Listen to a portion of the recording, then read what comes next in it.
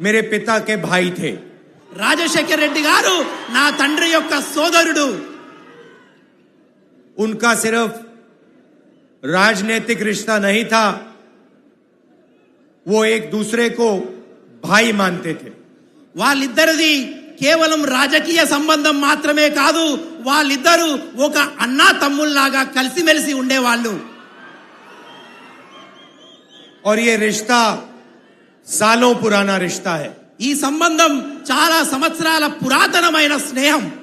राजशेखर रेड्डी जी ने आंध्र प्रदेश को रास्ता दिखाया, मगर पूरे देश को रास्ता दिखाया था। రాజశేఖర్ రెడ్డి గారు కేవలం ఈ రాష్ట్రానికి మాత్రమే దారి చూపించలేదు, మొత్తం భారతదేశానికి కూడా వారు మార్గదర్శకులయ్యారు. जो राजशेखर रेड्डी जी ने आंध्रा में पदयात्रा की थी, वही मेरे लिए भारत जोड़ो यात्रा का इंस्पिरेशन था।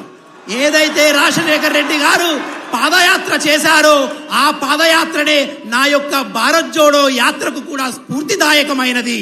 और राजशेखर रेड्डी ने स्वयं मुझे कहा था कि मुझे हिंदुस्तान की पदयात्रा करनी चाहिए।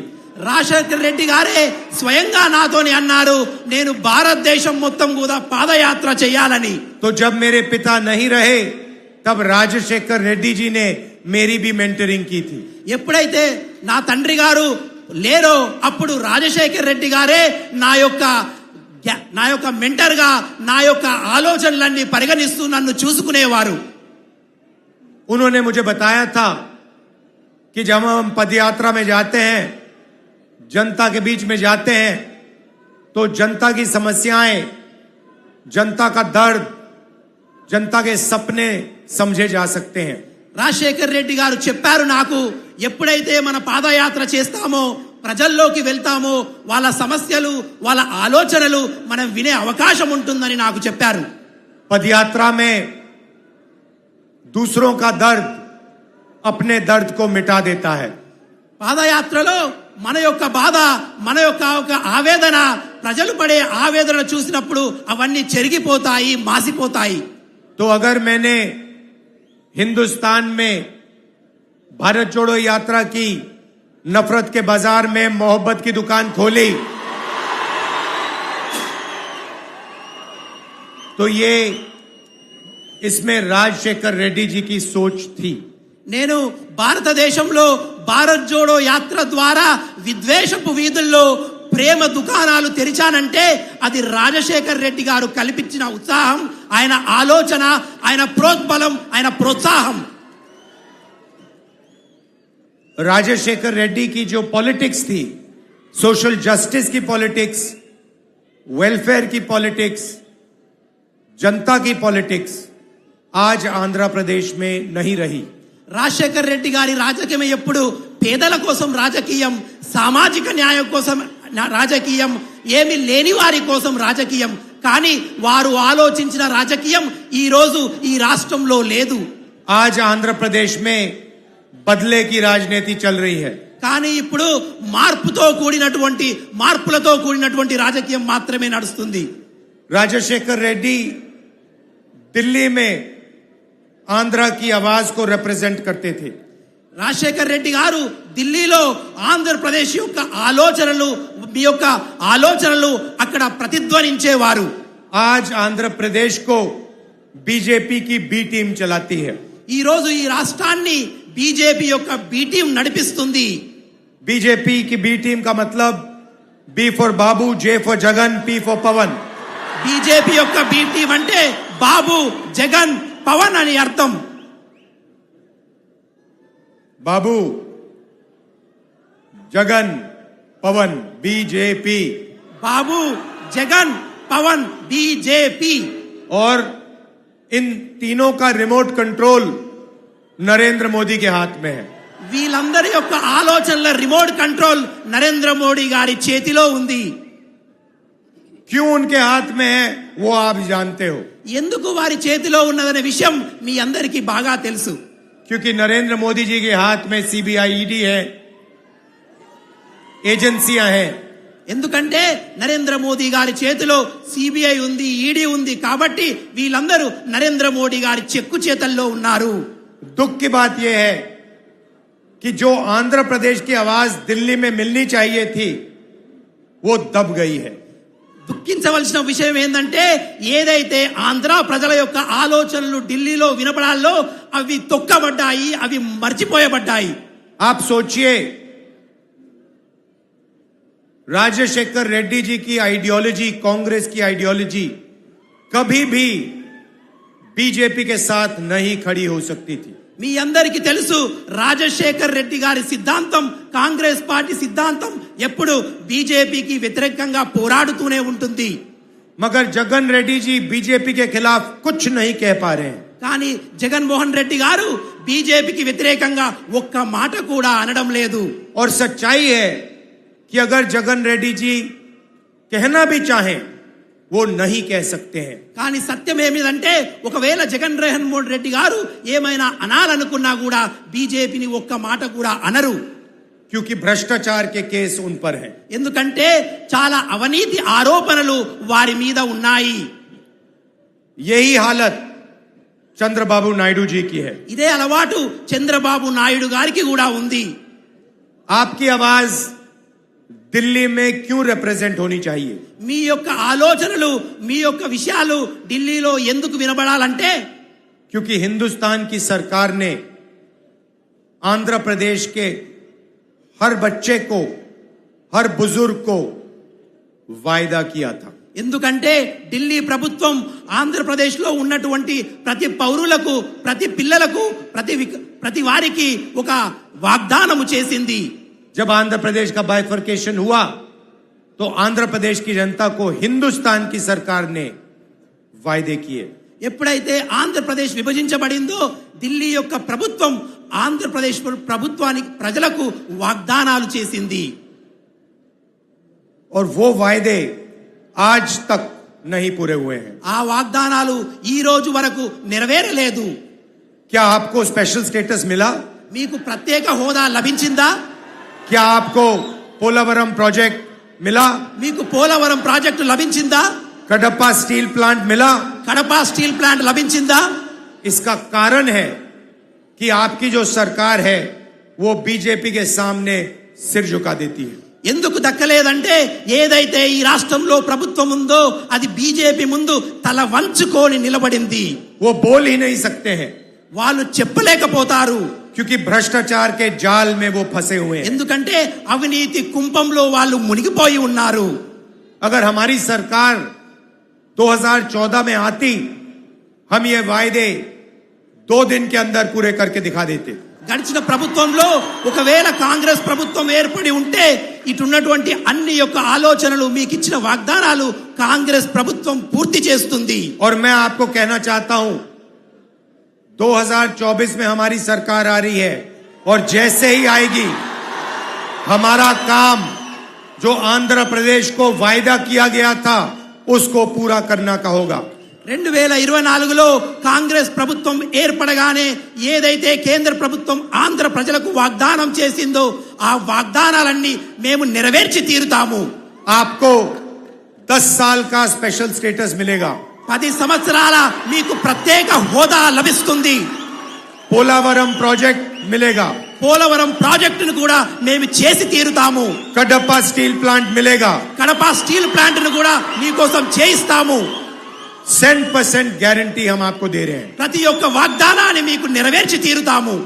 यहां असेंबली का चुनाव भी है ఇక్కడ అసెంబ్లీ యొక్క ఎన్నికలు కూడా జరుగుతున్నాయి.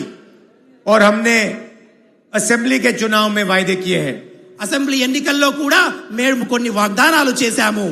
2 लाख रुपए का फार्म लोन वेवर, 2 లక్షల రూపాయల రుణమాఫీ మేము చేస్తున్నాము రైతులకు. KG to PG free education, KG నుండి పీజీ వరకు ఉచిత నిర్బంధ విద్యను అందిస్తాము. 2.25 लाख जो खाली पोस्ट पड़े हैं उनको हम भर देंगे. 2.25 లక్షల ఖాళీగా ఉన్నటువంటి ప్రభుత్వ ఉద్యోగాలను మేము వెంటనే చేయించి చూపుతాము. और गरीब लोगों को 5 लाख रुपए घर बनाने के लिए हम देंगे. నిరుపేదలకు 5 లక్షలతోని గృహాన్ని కట్టి ఇస్తాము. दिल्ली में सरकार आ रही है हमारी 2-3 क्रांतिकारी गारंटियां हैं। ఢిల్లీలో ప్రభుత్వం ఏర్పడగానే 2-3 విప్లవాత్మకమైన నిర్ణయాలు మేము తీసుకోబోతున్నాము. हम वो काम करने जा रहे हैं जो आज तक दुनिया में किसी सरकार ने नहीं किया है। మేము ఎటువంటి నిర్ణయాలు తీసుకోవాలనుకుంటున్నామంటే ఇంతవరకు చరిత్రలోనే ఎటువంటి వారు అటువంటి ఆలోచన కూడా చేయలేదు. हिंदुस्तान के सब गरीब परिवारों की लिस्ट बनाई जाएगी। దేశంలో ఉన్నటువంటి ప్రతి బీదవారి యొక్క ఒక పట్టిక, ఒక లిస్టు తయారు చేస్తాము. हर परिवार में से एक महिला का नाम चुना जाएगा ప్రతి కుటుంబం నుంచి ఒక బీద మహిళను మేము ఎన్నుకోవడం జరుగుతుంది. और उस महिला के बैंक अकाउंट में साल के 10,000 रुपए नहीं, 20 नहीं, 50 नहीं, 90 नहीं, 1 लाख रुपए बैंक अकाउंट में जाएंगे। ఎన్నుకున్నటువంటి అటు మహిళ యొక్క బ్యాంకు ఖాతాల్లో 20,000 కాదు, 30,000 కాదు, 50,000 కాదు, 1,00,000 రూపాయలు సంవత్సరానికి జమ చేయబోతున్నాము. हर महीने 8,500 रुपए खटाखट खटाखट खटाखट खटाखट बैंक अकाउंट में। ప్రతి నెల 8,500 రూపాయలు వాళ్ళ బ్యాంకు ఖాతాలో కటాకట్ మేము జమ చేయబోతున్నాము. करोड़ों लोगों की जिंदगी बदल जाएगी। కోట్లాది మంది యొక్క జీవిత శైలి మారబోతుంది దీని ద్వారా. नरेंद्र मोदी ने 22-25 अरबपति बनाए। నరేంద్ర మోడీ గారు 20-25 మంది యొక్క కొందరు ధనికులను మాత్రమే వారు తయారు చేశారు. हम करोड़ों लाखपति बनाने जा रहे हैं। మేము కోట్లాది మంది లక్షాధికారులను తయారు చేయాలనుకుంటున్నాము. मीडिया वाले कहेंगे कि देखो गरीबों की आदत बिगाड़ रहे हैं। నా మీడియా సోదరులు అంటారు పేదవారులను సోమరిపతులు చేస్తున్నారు మీడియా వారు అంటారు. हमने मनरेगा दिया, ये कहते हैं कि देखो गरीबों की आदत बिगड़ रही है। మేము ఉపాధి హామీ పథకం ఇస్తే కూడా మా మీడియా సోదరులు అంటారు పేదవారిని సోమరిపరులు చేస్తున్నారని అంటారు. भोजन का अधिकार दिया, कहते हैं देखो गरीबों की आदत बिगड़ रही है। ఉపాధి హామీ ఇచ్చినా కూడా ఉద్యోగాలు ఇచ్చినా కూడా వారిని సోమరిపరులు చేస్తున్నామని నా మీడియా मगर नरेंद्र मोदी अदानी को लाखों करोड़ रुपए देता है तो ये कहते हैं विकास हो रहा है। కానీ ఇదే నరేంద్ర మోడీ గారికి లక్షల కోట్లు అప్పనంగా అప్పజెప్పినా ఈ మీడియా సోదరులు అంటారు చూడండి విప్లవం జరుగుతుంది, అభివృద్ధి జరుగుతుంది అని అంటారు. आप अदानी के मीडिया हो, आप हिंदुस्तान के मीडिया हो ही नहीं। మీరందరూ అదాని యొక్క మీడియా, భారతదేశం మీడియా మీరు కానే కాదు. हमें जो करना है हम करने जा रहे हैं। మేము ఏది చేయాలనుకుంటున్నామో అది చేయబోతున్నాము. किसानों का कर्जा माफ होगा, రైతుల యొక్క రుణమాఫీ జరుగుతుంది. किसानों को कानूनी मिनिमम सपोर्ट प्राइस मिलेगी। రైతులకు కనీస మద్దతు ధర లభిస్తుంది. 30 लाख सरकारी नौकरियों को हम आपके हवाले कर देंगे। 30 లక్షల ప్రభుత్వ ఉద్యోగాలను మేము మీకు ఇవ్వబోతున్నాము. आंगनवाड़ी आशा में जो महिलाएं काम करती हैं उनकी आमदनी दुगनी हो जाएगी। అంగన్వాడీ ఆశా వర్కర్లైన నా అక్క చెల్లెల యొక్క ఆదాయాన్ని రెట్టింపు చేయబోతున్నాము. और आज मनरेगा में 250 रुपए मिलता है, सरकार बनने के एकदम बाद 400 रुपए मिलेगा। ఉపాధి హామీ పథకం ద్వారా ఈ రోజైతే ఏ 250 రూపాయలు లభిస్తుందో దాన్ని 400 రూపాయలు చేయబోతున్నాము. भाइयों और बहनों, कांग्रेस पार्टी, बहन शर्मिला, मैं, खारगे जी, इंडिया गठबंधन, राजशेखर रेड्डी इस किताब की रक्षा करते हैं। మేమందరము ఖార్గే గారు, కాంగ్రెస్ పార్టీ, రాజశేఖర్ రెడ్డి గారు ఈ పుస్తకాన్ని మేము రక్షించే ప్రయత్నంలో ఉన్నాము. इस संविधान के लिए लाखों कांग्रेस पार्टी के कार्यकर्ताओं ने अपनी जान, अपना खून, अपना पसीना दिया है। ఈ యొక్క రాజ్యాంగాన్ని రక్షించడానికి లక్షలాది కాంగ్రెస్ కార్యకర్తలు తమ రక్తాన్ని, తమ స్వేదాన్ని చిందించి 24 గంటలు పనిచేస్తారు. इससे आपको अधिकार मिलते हैं, रिजर्वेशन मिलता है, जमीन मिलती है।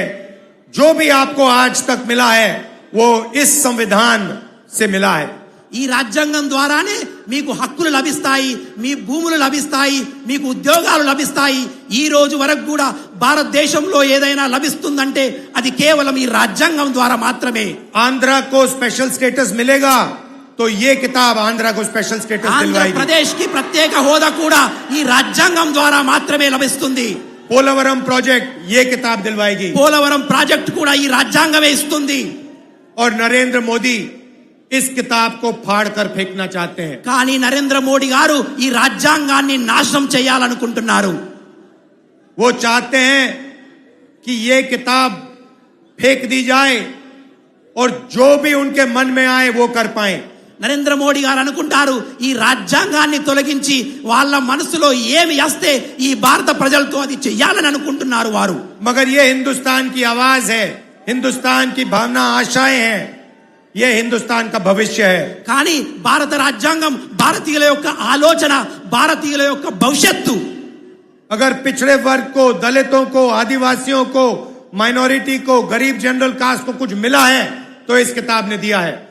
పేదలకు, నిరుద్యోగులకు, వెనుకబడిన కులాలకు, దళితులకు, గిరిజనులకు ఇంతవరకు ఏమైనా హక్కులు లభించాయంటే ఈ భారత రాజ్యాంగం ద్వారా మాత్రమే. और मैं आज आपको यहां कहने आया हूं कि इस किताब को नरेंद्र मोदी छोड़ो, दुनिया की कोई शक्ति नहीं छू सकती है। నేను ఈ రోజు మీ అందరికీ చెప్తున్నాను, ఈ భారత రాజ్యాంగాన్ని నరేంద్ర మోదీ కాదు కదా ప్రపంచంలో ఎవరు కూడా మార్చలేరు. आप इस किताब को फाड़ कर फेंकने की कोशिश करो और फिर देखो हिंदुस्तान आपके साथ क्या करता है। మీరు ఈ భారత రాజ్యాంగాన్ని చించి పరేసే ప్రయత్నం చేయండి, చేసి చూపించండి. ఈ భారతీయ ప్రజలందరూ మీకు ఏ విధంగా బుద్ధి చెప్తారో చూస్తారు. हम वाईएसआर की जो राजनीति थी वो चाहते हैं आंध्र प्रदेश के लिए। మేము వైఎస్ఆర్ యొక్క సైద్ధాంతిక విలువలతో కూడిన రాజకీయాన్ని ఈ రాష్ట్రంలో నెలకొల్పాలని एक అనుకుంటున్నాము. सरकार जो गरीबों की बात सुने, మేము ఈ యొక్క రాష్ట్రంలో పేద ప్రజల యొక్క ఆవాజ్, వారి యొక్క వాయిస్ ను వినాలని అనుకుంటున్నాము. जो कमजोर लोगों के साथ खड़ी हो, బలహీనలతో నిలబడాలని అనుకుంటున్నాము. जो किसी से ना दबे, ఎవరితోని భయపడని వ్యక్తులుగా మేము किसी ఉండాలనుకుంటున్నాము. से ना डरे। ఎవరితోని భయపడకుండా ఉండాలనుకుంటున్నాము. ये आंध्र प्रदेश को शोभा नहीं देता आंध्र- कि आपकी सरकार हिंदुस्तान के प्रधानमंत्री से डरती है। ఈ రాష్ట్ర ప్రభుత్వం భారతదేశం యొక్క ప్రధానమంత్రితో భయపడుతుంది. అది ఈ రాష్ట్రానికి మంచిది కాదు. थोड़ा समय आपको वाईएसआर और कांग्रेस पार्टी के रिश्ते के बारे में बताना चाहता हूं। కొద్దిసేపు కాంగ్రెస్ పార్టీకి వైఎస్ఆర్ రాజశేఖర్ రెడ్డికి ఉన్న సంబంధం ఏందో మీకు చెప్పాలనుకుంటున్నాను. ये देखिए, ఇది చూడండి, ఇది చూడండి. ये राजशेखर जी और कांग्रेस पार्टी एक हैं। ఇది కాంగ్రెస్ పార్టీ, రాజశేఖర్ రెడ్డి గారు ఒక్కటే. कांग्रेस पार्टी राजशेखर रेड्डी में थी और राजशेखर रेड्डी कांग्रेस पार्टी में थे। రాజశేఖర్ రెడ్డి గారు కాంగ్రెస్ పార్టీలో ఉన్నారు, కాంగ్రెస్ పార్టీ రాజశేఖర్ రెడ్డి గారిలో ఉంది. और कांग्रेस पार्टी राजशेखर रेड्डी के खिलाफ कभी कुछ नहीं कर सकती है। కాంగ్రెస్ పార్టీ రాజశేఖర్ రెడ్డి గారి యొక్క ఆలోచనలకు వ్యతిరేకంగా ఎప్పుడూ ప్రవర్తించదు. ये जो सीबीआई का मामला था ये बिल्कुल गलत था ఏదైతే సిబిఐ యొక్క విషయం ఉందో అది పూర్తిగా అబద్ధము. और इसकी सच्चाई आज आपके सामने है। దాని యొక్క నిజం ఈ రోజు మీ ముందు ఉన్నది. कांग्रेस पार्टी ने राजशेखर रेड्डी का नाम चार्जशीट में कभी नहीं डाला। కాంగ్రెస్ పార్టీ రాజశేఖర్ రెడ్డి గారి పేరును ఛార్జ్ షీట్ లో ఎప్పుడూ చేర్చలేదు. ये नाम किसी और ने अपने फायदे के लिए डाला था। ఇది ఎవరో వారి యొక్క స్వలాభం కోసం చేసిన పని. राजशेखर रेड्डी हमारे थे, हम उनका कभी नुकसान नहीं कर सकते हैं। రాజశేఖర్ రెడ్డి గారు మావారు, వారికి ఎప్పుడు నష్టం రానివ్వము. और आज राजशेखर रेड्डी की बेटी, मेरी बहन यहां आपके सामने खड़ी ఈ है। రోజు రాజశేఖర్ రెడ్డి బిడ్డ, నా చెల్లెలు మీ ముందు నిలబడింది. गाड़ी में मैंने इनसे कहा कि आपको हिंदुस्तान की लोकसभा में आना पड़ेगा। నేను కారులో వస్తుంటే నా చెల్లెమ్మతో చెప్పాను, భారతదేశం పార్లమెంటులో మీరు తప్పకుండా ఉండాలని. शर्मिला के लिए नहीं, मगर राजशेखर रेड्डी की पॉलिटिक्स, राजशेखर रेड्डी की सोच, राजशेखर रेड्डी की राजनीति के लिए। ఇది షర్మిల గారి గురించి కాదు, రాజశేఖర్ రెడ్డి గారి సైద్ధాంతిక విలువలు, వాళ్ళ ఆలోచనలో పార్లమెంటులో వినబడాలి అంటే షర్మిల గారు పార్లమెంటులో ఉండాలి. मैंने हिंदुस्तान की किसी कॉन्स्टिट्यूएंसी में वायदा नहीं मांगा है। నేను I have not asked for a promise in any of India's constituencies. నేను ఇంతవరకు భారతదేశంలో ఉన్నటువంటి ఏ ఒక్క పార్లమెంట్ లో కూడా వాగ్దానం అడగలేదు. But ये शर्मिला मेरी बहन है और मैं आपसे वायदा मांग रहा हूं. కానీ షర్మిల నా చెల్లెలు మీ అందరితోని వాగ్దానం అడుగుతున్నాను. आंध्र प्रदेश की जनता से, कडपा की जनता से वायदा मांग रहा हूं. ఆంధ్రప్రదేశ్ ప్రజల నుండి నేను వాగ్దానాన్ని అడుగుతున్నాను. इनको आप लोकसभा में भेजिए. మీరందరూ షర్మిల చెల్లెమ్మను లోక్సభకు పంపించండి. ये वायदा आप मुझे करिए. మీరందరూ నాకు ఈ వాగ్దానం చేయాలి. क्योंकि मैं चाहता हूं कि एक बार फिर आंध्र प्रदेश की जनता की आवाज, दिल की आवाज लोकसभा में दिखे. ఎందుకంటే ఆంధ్ర ప్రజల యొక్క ఆలోచన, వాళ్ళ మనసులో ఉన్న ఆలోచన ఢిల్లీ పార్లమెంటులో వినబడాలి. और ये काम ना चंद्रबाबू नायडू ना जगन रेड्डी कर सकते हैं. ఈ పని చంద్రబాబు నాయుడు గారు గాని జగన్మోహన్ రెడ్డి గారు చేయలేరు. शर्मिला को मोदी नहीं दबा सकता. షర్మిల గారిని మోదీ గారు ఏమీ చేయలేరు. कोई सीबीआई, कोई ईडी नहीं चलेगी. ఆమె ముందు ఏ సిబిఐ, ఏ ఈడీ ఏది నడవదు. इसीलिए मैं चाहता हूं कि आप मुझे वायदा करें कि हम सब मिलकर शर्मिला को लोकसभा में डालेंगे. కాబట్టి మీరందరూ నాకు వాగ్దానం చేయండి, నా చెల్లెలైన షర్మిల గారిని లోక్సభకు పంపిస్తామని. बहुत बहुत धन्यवाद. नमस्कार. जय हिंद. చాలా ధన్యవాదాలు. నమస్కారము. జై హింద్. నమస్కారము. జై హింద్.